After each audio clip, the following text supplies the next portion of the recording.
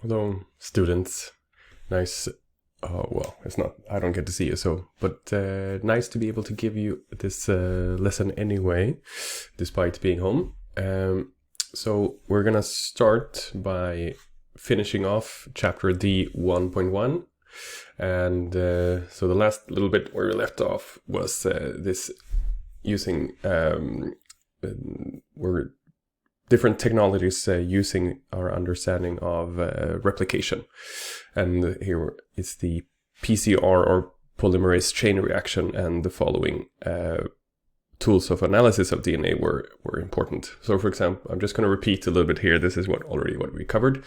But if you have a sample of DNA, you can then get more of that sample using the PCR reaction. The PCR reaction was this using this special polymerase enzyme from a bacteria that is, or archaea actually, that is working only in very high temperature, or in 70 degrees temperature or something like that. And using the DNA copy that you want to amplify, make more copies of, bring it up into high temperature, causing it to separate, and then cooling it down to where the polymerase enzyme will work, and then you get 2 copies of DNA, and then you can get the temperature up again and down to get these 2 copies into 4, etc., etc. And you use special primers to get copies of specific parts of the DNA. It could be one primer, or you can have many primers to get more types of DNA. And then DNA can be separated. Samples can be separated using gel electrophoresis, where you put your DNA sample on one side of a gel, and that gel is in some kind of electrolyte bath, and you run a current through it, which makes the charged DNA molecules move through the gel in a specific manner, and the gel allows you to separate the DNA fragments based on size. And therefore you can get, if you have many small fragments of DNA, you can basically see the specific spread of small fragments that can be used to know if to determine what your sample is. And matching 2 samples, for example, or if it's the expected spread of fragments from, for example, if you're looking for a specific gene in a DNA sample. Now, 2 of the main uses of this are going to be covered here, and that's in forensic investigations and in paternity tests. Now, humans have very similar DNA, of course. I think on average between individuals, we have about 99.5% same DNA sample or DNA sequence on all of our DNA. However, there are certain parts of what we call non-coding DNA. So remember that your DNA codes for proteins, but it's only a small fragment that does this. There are then other parts of DNA that is not used for proteins, and in that DNA, those can be different from individuals, and some of these are called short tandem repeats. So it's basically repeated pattern sequences of DNA, and between different individuals, you'll have different numbers of repeats of of a specific place in your DNA. So for example, here we have 3 individuals with a specific repeat called AGAT that repeats 7 times in this individual, 4 times in this, and 12 times in the other. And that will be individually variable, as we see. So these can be quite useful when we try to match a sample DNA to an individual. So in forensic analysis, we want to determine if the DNA sample matches that of a suspect. So we use, like we said, restriction enzymes to get these specific tandem repeats to then do gel electrophoresis. So let's write some things down. So I'm gonna add a little text box. This is what I think you should write as well. So I think we can have this as our heading in forensic investigations. We can write in DNA. There are repeated elements of non-coding DNA. These are called short tandem repeats, STRs. Sometimes they're called also microsatellites or microsat. That I think is the correct one. And these short tandem repeats are found in different places. A location in your DNA is called a locus. So we can say that there are many loci of these short tandem repeats. So many such repeated segments, sequences are found in your DNA.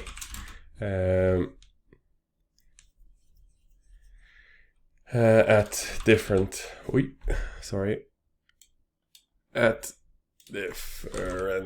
locations of your DNA, called loci. So one location on your DNA, so that's specifically on chromosome whatever, 17, and a specific number of bases from one of the ends of the chromosome, you'll have a specific locus. And each gene will have a specific locus, location on your DNA. But I think we'll cover that more in detail later. So basically, you can then get use several of these loci and get the fragments of the repeats in the different loci. The more loci you use, the more fragments you'll get, and the more certain your DNA matching will be. So we can write that the more loci you use, the more fragments you can get, and that leads to more certain matching. So for example, in the US, they use 20 loci. UK uses like 17, if I'm not mistaken. So that's, and these fragments are of course generated by restriction enzymes and then separated on a gel, or we can say in gel electrophoresis. Cool. So we have our little heading here, and here's a little bit of text. So this is what you need to know for forensic investigations. Well, I mean, the idea is that it's very similar for paternity tests. But here we see an example of, we already showed this, of course, DNA sample from the crime scene. You take this DNA sample, you do your PCR, and you add the primers to get for the number of loci, the specific loci of short tandem repeats that you want to use. Then you separate, and then you have your ladder of fragments here from your sample on the crime site, and then crime scene, and then you have your suspects, and you can match them. And it is since you have so much information, it's very, very, very, very, very unlikely that you will make false matches, basically. And the same thing can be done for paternal analysis, but here we instead look for fragments found in the mother and child, and the other that are present in the child that are not present in the mom, we should find in the dad. But we also said this before, but the basic idea is the same. But we'll write that down as well. And we'll add the text in paternal testing.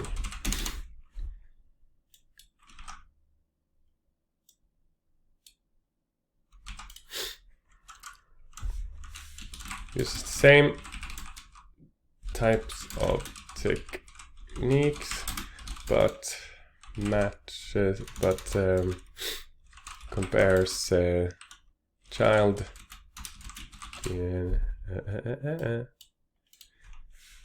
DNA fragments to mother and suspected fathers. I don't know if we should use suspected here, but whatever. Fragments in offspring not found in mother should be found in the father. But of course the father will have unique fragments as well. Coolio. And that's it, I think, for that. There is something else that I'm not sure if the syllabus will cover, but we should anyways. I think it's maybe useful, and that's called DNA sequencing. So if, of course, we can't see the DNA, the sequence of the of bases in a sample of DNA easily. So we have to use, but we have developed techniques to do this using very similar kind of ideas that we've already covered. So if we find an organism or a gene that perhaps that we want to get the sequence of, we can use special types of bases to force stops in replication. So basically, we have these custom-made nucleotides called DDNTPs. So what they are basically nucleotides that when they're added to a growing DNA chain, you can no longer make that chain longer. So they basically, you can't make this sugar phosphate bond after these. So if I have a sample of DNA and I want to sequence it, I will then mix that DNA sample with normal nucleotides and some of these DDNTPs or stop nucleotides. And I will do basically a modified PCR. And whenever, and then you will make many fragments of this DNA using the PCR, many copies of this DNA. But in each of these copies, sometimes you will, instead of the polymerases will, instead of adding one normal base, they will add one of these stop bases instead. And then that will basically make that fragment shorter than what it should be.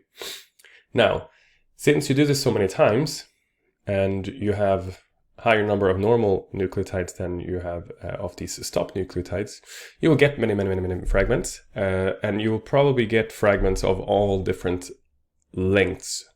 So basically, sometimes you will get a fragment that includes the stop nucleotide at the beginning of the first base, and then maybe at the second base, and some where it's on the third and fourth, etc., etc. And of course, since they are added with base pairing, you will then know, of course, a complementary base in the sample compared to your fragment. And so you get many fragments, each with a stop nucleotide. Now, then you can separate these fragments, of course, in a gel. Now we just need a way to understand what is the stop nucleotide that has been added in this fragment. And to do this, these stop nucleotides also have chemicals that shine in a specific color if you blast them with UV light. So what you then do is you take all this DNA, do a modified PCR with normal bases and these stop bases that can shine a specific color depending on what they are. And then you get many different fragments. Some fragments are very short, some fragments are very long, and probably all the different possible fragment lengths in between. And then you separate them in a gel. And at the end of that gel, there's basically a machine that shines light and measures what light comes back off. And then you will see that the first fragment that comes will show you what the shortest fragments, which DNA base is there. And then you will get basically, they will come, of course, by fragment size, and you'll be able to determine the order of bases that way by shining light and getting these fragments of different sizes. So it's very tricky, but that's how it works according to the Sanger method. It's a slightly old method, but useful. Okay, so write some things down. I'll move this. DNA sequencing. Whoops. So uses a modified PCR approach with added, I'm gonna restrict the size, added DDNTPs or stop nucleotides.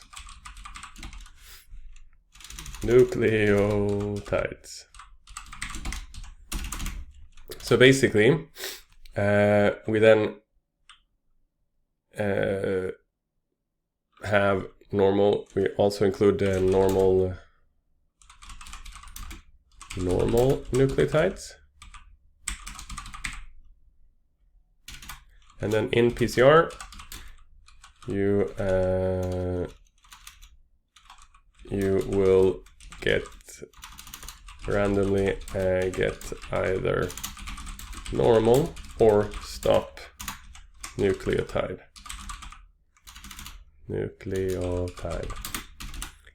And if a stop tide is added, a shorter fragment, or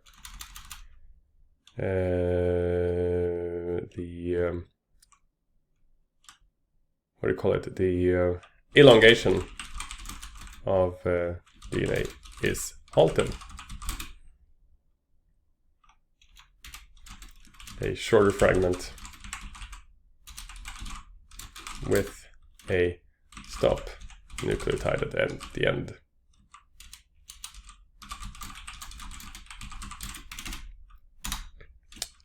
Run samples. Okay, I should add this also. This will lead to many fragments, some full length, but many with various lengths, all possible lengths. So what I mean here is that, for example, this is 1, 2, 3, 4, 5, 6, 7, 8, 9, 10. Then you're likely to get all 9 different lengths possible, fragment lengths possible. And then separate fragments on gel. Stop tides can give off specific color when light is shown on them. Then I guess we will take this and say allows to determine the base at a specific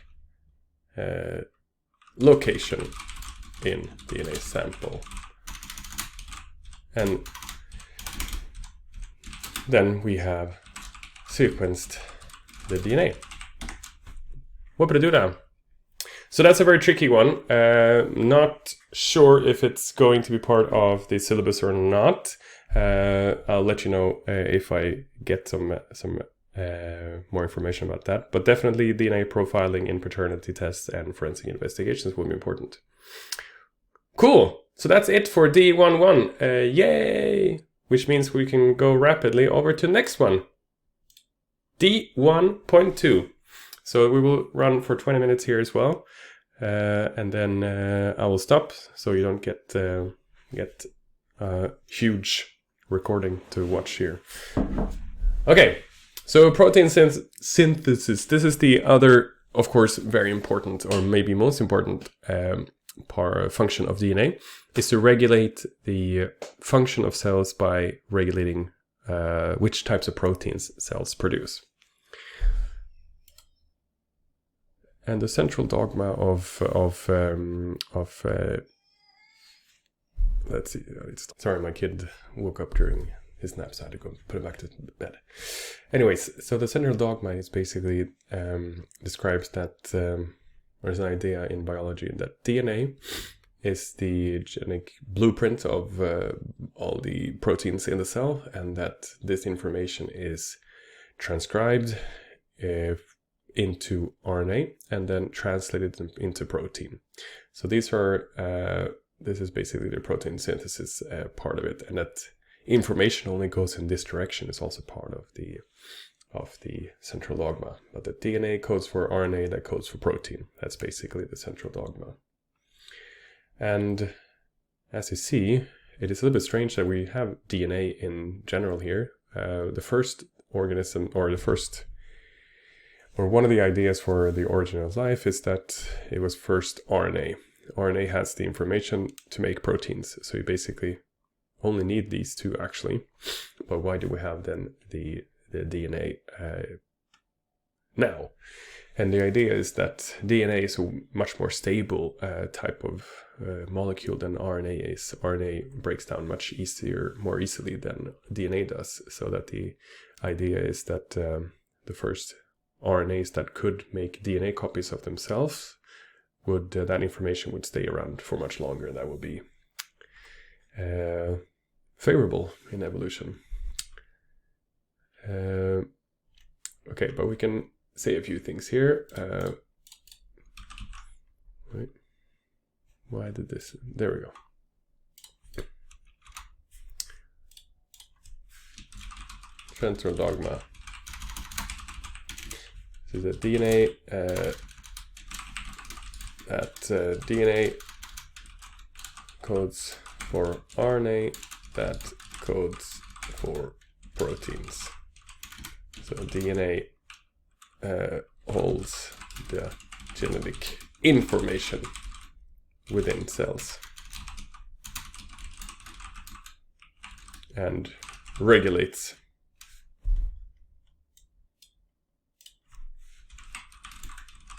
cell activities. So it's ultimately the proteins that are important for what the cell, how the cell will behave. So it is the set of proteins and their relative abundance and activity that determines the function of a cell.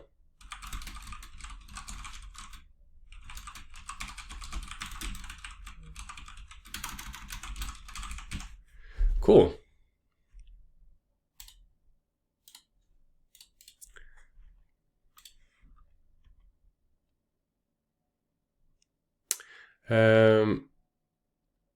So let's see. DNA is a way more stable molecule than RNA is. I'm not sure if we need to include that. No, we don't. Okay, let's go forward. So how do does DNA turn into protein then? It's a two-step process. We've already hinted at that in the previous slides. But DNA is found, if you look at a eukaryotic cell here, DNA is found in the nucleus. And the first step is to synthesize a RNA molecule from that. And that is a process called transcription. And then the second part is to take that mRNA out of the nucleus and meet a ribosome to make a specific protein. So those are the two steps in protein synthesis. So let's write that down as well.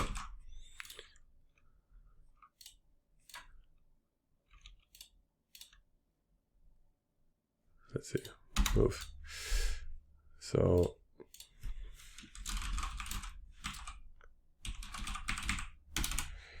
is a two-step process. DNA, so we have one, transcription,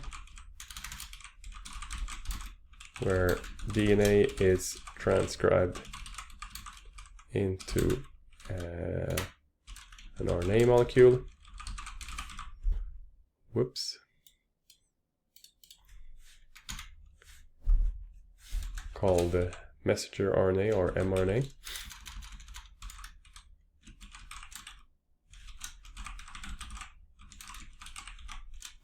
And then two, mRNA is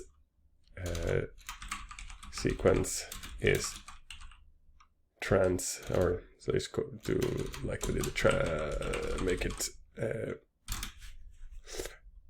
consistent translation, where mRNA sequence is converted, is used to make a polypeptide in a ribosome. Cool. So those are the two different steps of translation, protein synthesis, and we will now look through each of them a little bit more in detail. Okay, transcription. That's a process that is very similar to replication, but here we have only one enzyme that we should look at. It is, of course, in reality a protein complex or an enzyme complex, but it basically does both of the jobs that the enzymes that we looked at for replication. So basically, this enzyme both opens up the DNA molecule and makes the matches RNA nucleotides and binds them together to make the mRNA. But here we can see how this works. Here's the enzyme RNA polymerase. It binds to DNA and opens it up. And one of the DNA samples, DNA is used to transcribe, it is only transcribed, and the other one is not.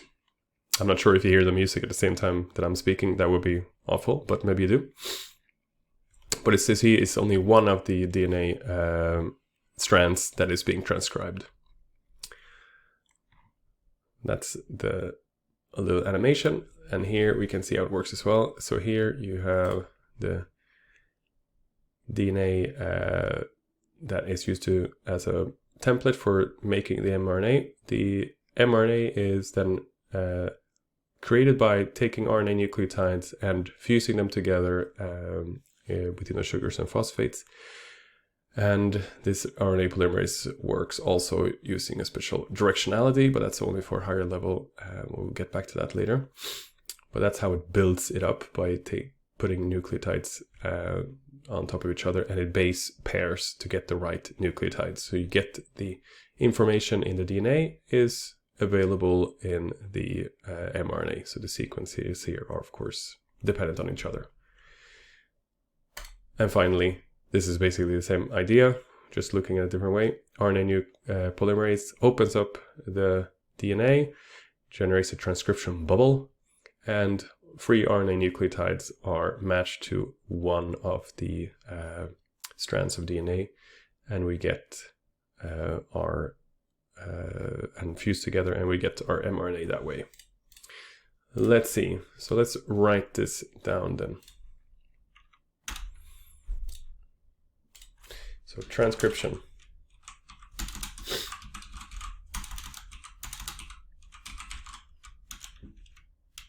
So one enzyme, RNA polymerase. RNA polymerase opens up DNA at a gene by breaking H bonds. One single strand is used as a template to generate mRNA. This strand is called the antisense strand. The other one is not used. Free RNA nucleotides are base paired to the template DNA, and RNA polymerase covalently binds them together. I know you hate that word. Well, some of you said you hated it. I don't know why you hate it. It's such a beautiful word. And then it continues along the template strand, closing DNA behind it.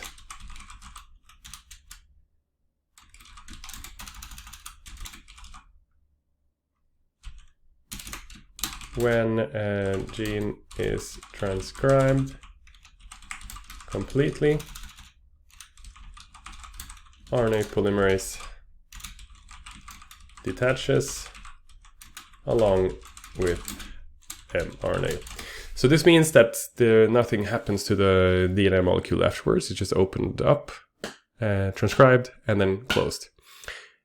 So the mRNA will have then the complementary base sequence compared to the antisense strand, but it will be the same as the opposing sense strand, as it's called, of the DNA, except that, of course, since it's RNA, there's no T nucleotide, there's the U nucleotide, no thymine, instead U. So mRNA will have complementary base. Thank you. Base sequence to template strand.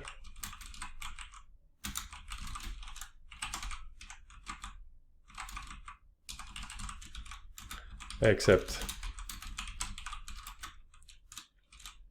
uracil U instead of thymine T. Cool. Now this happens, of course, in eukaryotic cells. This happens in the nucleus, but it happens in the cytoplasm instead of prokaryotic cells. Let's see. Yeah, you can then look at this video at your own leisure and see how fast this actually works.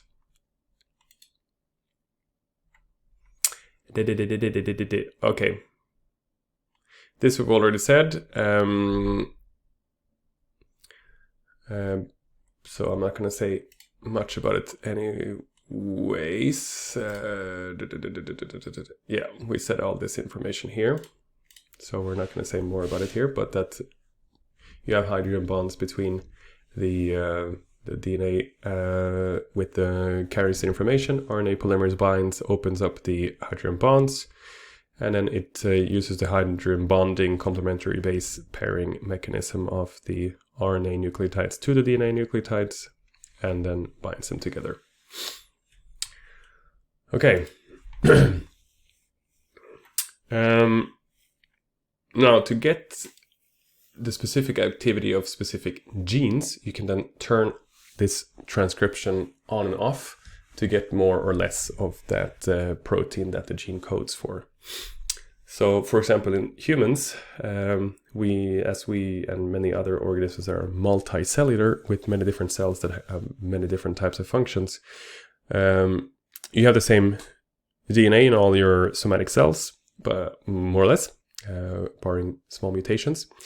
But you have those cells of, for example, your brain and your gut have very different functions and very different activities, and that depends on which genes are being transcribed, how much, and how those cells get proteins get activated by other things, but mainly how genes are transcribed. So this is so you can then affect gene transcription or gene expression and the types of proteins available in or working in a cell by affecting transcription.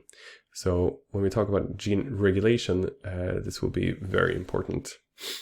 So here we see two types of cells. Let's see, normally we have 5 genes. Normally gene A, C, and D are turned on, whereas gene B and CE are turned off. This means that we get proteins from A, C, and D, but not B and E, or very, very low levels of them. Whereas if you then, under hormonal influence or whatever, you can then change which genes are being transcribed. So for example, maybe gene C is turned off by some hormones effect, whereas gene E is now turned on, and then you will get different types of proteins in that cell, and that will change how that cell works. So let's write this down as well.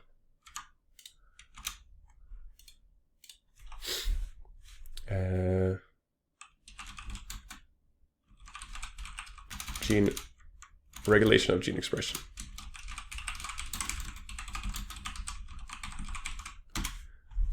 So I think this might be the last bit we add to this lesson. Okay. As cell activity is dependent on which proteins are available,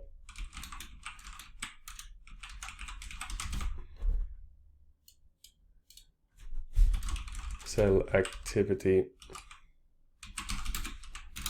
can be regulated by altering which genes are transcribed. And this is called gene, or it's a part of gene regulation.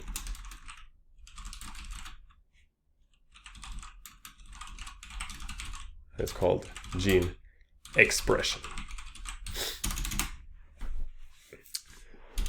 So normal transcription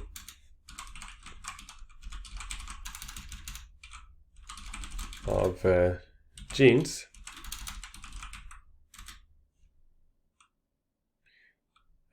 can be up or down. Up or down, regulated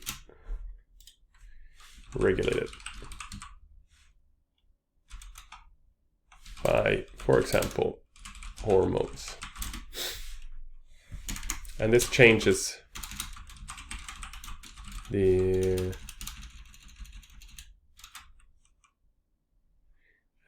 which proteins are found in the cell.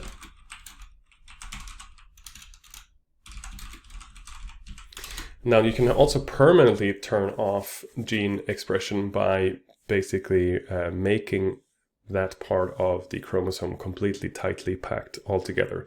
And that's really what changes between cell types in our body. So you can have the same cell up or down regulate expression via environmental factors, and which but then you can also completely turn them off, and that's really what happens for making different cell types. And that's when the DNA is so compacted that that RNA polymerase basically can't get to the gene. It's basically blocked by the tight packing of the DNA, and that's in a process called cell differentiation. So transcription can be completely turned off by packing DNA very hard in chromosome. And this is part of cell differentiation, making different cell types. Okay, I hope this video will work well for you to so we can continue from this part on Thursday. But otherwise, you can ask me questions between now and then, or on Thursday as well, and we'll see what happens. Have a nice day. Bye bye.